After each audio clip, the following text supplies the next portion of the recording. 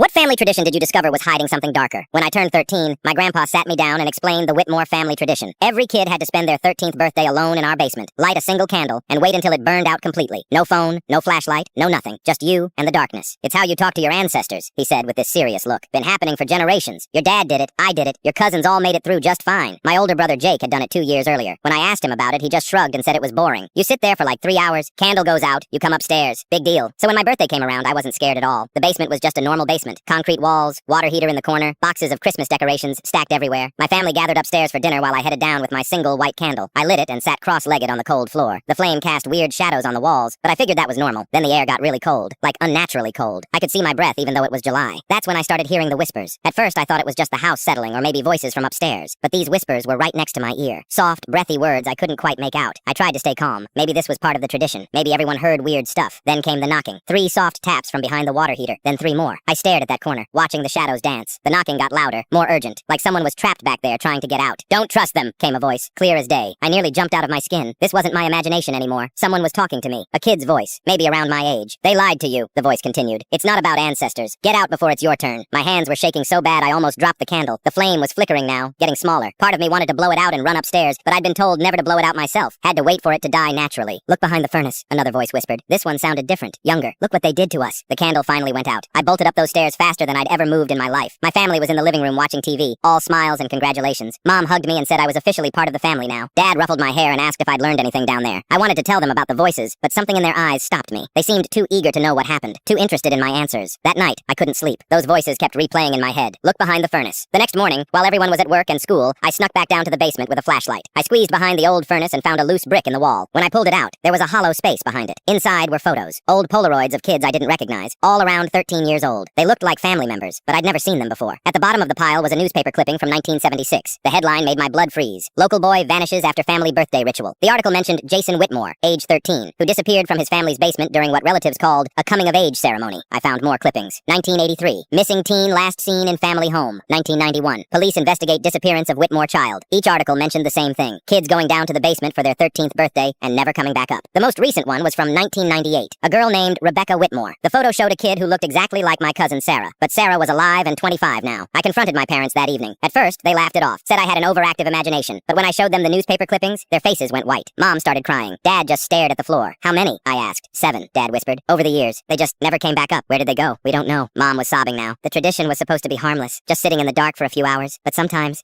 kids would go down and we'd never see them again. "And you kept doing it?" Dad looked up at me with tears in his eyes. "We convinced ourselves it was just bad luck, that maybe they ran away. We couldn't accept that the tradition itself was killing them," I finished. The house felt different after that.